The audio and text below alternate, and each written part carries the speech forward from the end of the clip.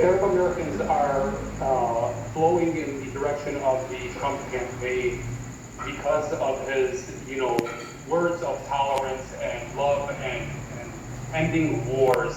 I mean, all our families are suffering overseas in Gaza and in Lebanon, and we have to stop the, indiscriminate bombings that are happening and allow justice for everyone and allow everyone to live with dignity.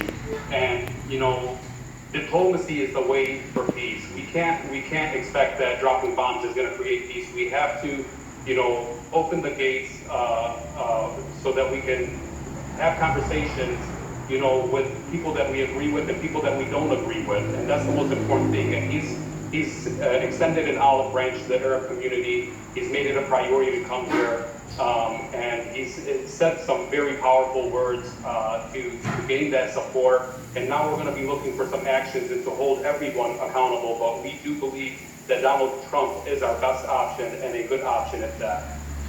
Albert, I'm curious what this shift represents. So I'm going to ask you two questions. Is this going to be the first time then that you have voted for a Republican? Have you been a supporter of Democrats in the past? And that's one question real quick, Albert. And then the other is, in your estimation, in your community, are there a lot of people who are following your lead and now going over to Donald Trump? Oh yeah, there's definitely a seismic shift in favor of Donald Trump here in Dearborn.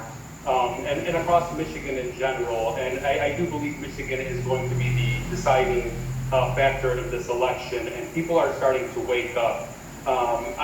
It is not my first time voting for a Republican, and it's not, probably my last time voting for a Democrat if they continue to, go on this path. Out as Dearborn voters, we want to be heard. So the person that wants to listen to us and wants to reciprocate, the love and tolerance, then we are going to shift towards that candidate. And today that candidate is Donald Trump.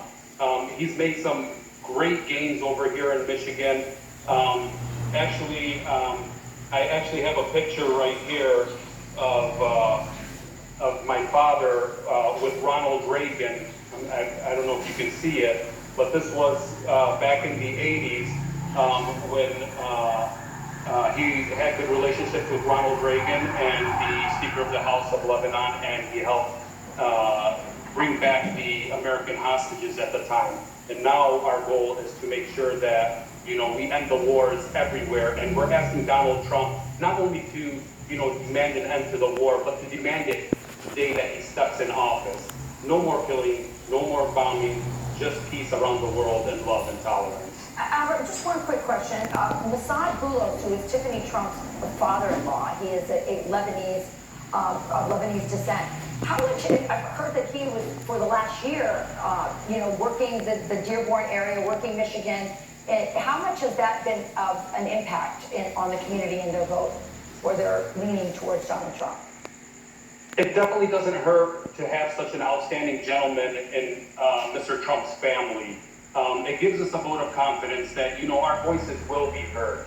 It's good that, his family has the diversity that the Democrats always speak of, but they don't really tolerate when we want to speak out. Mr. Boulos has been an outstanding person, has supported us, has, provided us with the lines of communication within the Republican Party, and has allowed us access to develop these relationships and build these bridges with the Republican Party, who has quite frankly been absent from, Dearborn and Michigan in general for our people, so that our voices can be heard. The only thing that we're asking as a population is for us to be respected and heard. Don't take our votes for granted, and, hopefully, we can continue on this ride for peace and prosperity.